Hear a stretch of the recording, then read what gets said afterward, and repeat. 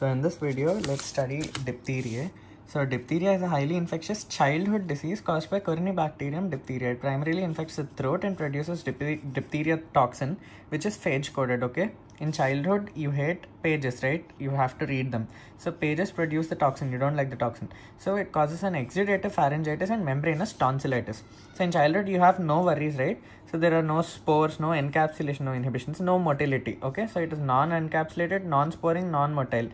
In childhood you are filled with positivity, right? So it is gram positive. Okay, and it is irregularly stained and shows club-shaped swellings.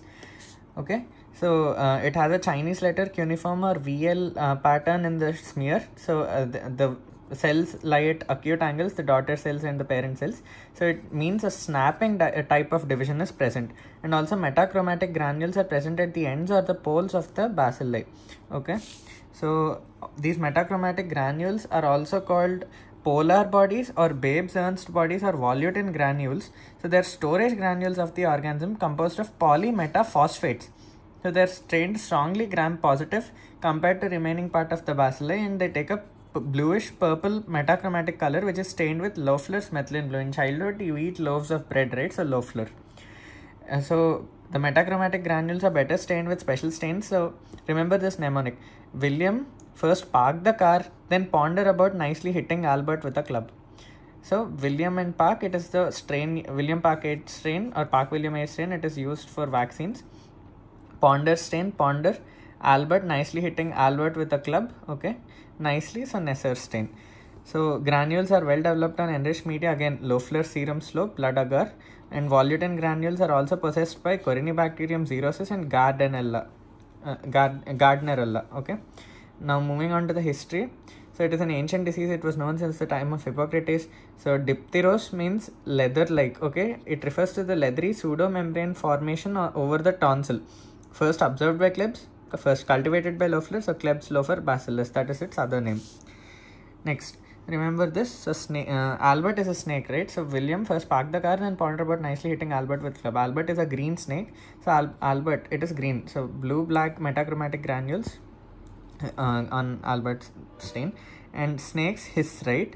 So hiss is serum sugar media, and snake looks like eel. So LX precipitation gel test. Okay, so virulence factors. First you have the phage coded diphtheria toxin. It comprises of two fragments, polypeptide chains A and B. So A is active, B is binding. Fragment B binds to the host cell receptors, helps in the entry of fragment A. Okay, so fragment A is the active fragment. It causes ADP ribosylation of EF2, elongation factor 2, which leads to inhibition of that factor and protein translation inhibition. Okay, so it is phage coated. So beta corynephrage, it carries the tox gene for toxins. Iron concentration is 0.1 mg per liter, and other species also produced by these commensals. We'll talk about these diphtheroids. Alright, so toxoid is used for vaccination. So it is antigenic, and antitoxins are protective in nature, but it is virulent. So toxin is converted to toxoid by formalin or acidic pH or by storage. So in toxoids, the virulence is lost and antigenicity remains. It is used as a vaccine. So Park William 8 strain is used for preparation of vaccine. We already discussed this. Okay, LF units, limit of flocculation unit. Okay. Next, pathogenicity and clinical manifestations. Diphtheria is a toxemia, never a bacteremia. Bacilli are non-invasive. They just secrete the toxin, which spreads by the bloodstream to various organs, and toxin is responsible for all types of manifestations, local and systemic. So respiratory diphtheria is the most common form of diphtheria. So tonsil and pharynx, you can see fascial diphtheria, so pharyngeal tonsils and pharynx. So most common sites, followed by nose and larynx. Next, fascial diphtheria. So basically what happens is diphtheria toxin, it exerts an inflammatory response, and it leads to necrosis of the epithelium and exudate formation. Okay, and mucosal ulcers, which are lined by tough grayish leathery white pseudomembrane coat. Okay, so the pseudomembrane, it extends into the larynx and bronchial airways, causing asphyxia, and there is a bull neck appearance, tonsillar swelling and neck edema, foul breath, thick speech and stridor. Okay, so cutaneous diphtheria, there are punched out ulcerative lesions with necrosis due to the organism itself. You can see punched out lesions with necrosis, and it is not toxin mediated. It is also caused by non-toxigenic strains, and there is increasing in incidence, especially in vaccinated children. What are the systemic complications? So first, neurological manifestations. So toxin-mediated non-inflammatory demyelinating disorder presented with cranial nerve involvement, peripheral neuropathy and ciliary paralysis, and there is also myocarditis. Next, lab diagnosis, you use a throat swab and a portion of the pseudomembrane, and the direct smear you can do gram staining, club shaped gram-positive bacilli with Chinese letter VL arrangement, and Albert stain you can see green bacilli. Albert is a snake, green colored snake with bluish black metachromatic granules. Next, you have blood agar. Children like chocolate, so chocolate agar, and low floor obviously. And then selective medium is tellurite agar, potassium tellurite agar, and tinstill medium, which produces black colonies. Next, laboratory diagnosis, again you have sugar fermentation tests such as Hiss's serum sugar media, so snake will hiss, right, so Hiss serum, and Malditoph or Vitek, which are automated identification systems. And then lab diagnosis, you can do diphtheria toxin demonstration by in vivo test, guinea pig inoculation, and also in vitro tests such as LX gel precipitation test, PCR detection of tox gene, detection of toxin by ELISA or ICT, and cytotoxicity on cell lines. So in vivo tests, you can do guinea pig inoculation and all these things repeated. So LX gel precipitation test, so isolates 1 to 4 are toxigenic strains. So here you can see precipitation bands are crossed over in 1 and 2. So it means that they are not identical. There is partial fusion between 2 and 3. So it means that they are partially related to each other. And there is a complete fusion of the precipitation bands of 3 and 4. It means that they are completely related. And 5 is a non-toxigenic strain because no precipitation band is formed. Moving on to the typing, it is useful for epidemiological studies. So biotyping we used it in the past. So gravis, intermedius and mitis, GIM. So gravis, basically gravida, woman, right? So daisies, frog eggs are poached. Remember this. Daisies, head appearance. Intermedius, frog egg appearance. And mitis, poached egg appearance. Toxigenic strains, you have 100%, 95 to 99% and 82 to 85%. Virulence is severe, moderate and mild, and occurrence, all of them are epidemics. So epidemiology, the incidence is decreasing because of vaccination. Source of infection, carriers and cases, you have temporary carriers which persist for a month or chronic which persist for a year. Nasal carriers are more dangerous because of frequent shedding. Next, epidemiology, you have respiratory droplets are rarely by contact with infected skin. It can be transmitted. Reservoir, humans are the only reservoir. Common age, childhood disease, right? So 1 to 5 years. There's a shift from preschool to school age with immunization. And newborns, there are maternal antibodies which are protective in nature. Global situation, cases have drastically declined because of widespread immunization. Now, epidemiology, there was a resurgence in 2019 in India in Tamil Nadu, Kerala and Karnataka, South Indian states. So, majority of the children were 5 to 10 years of age. Low coverage of vaccine, especially the booster doses, was the primary cause. And waning immunity in adults is a minor cause in adult diphtheria. Treatment, you can use anti-diphtheritic serum or ADS antitoxin. So, it is passive.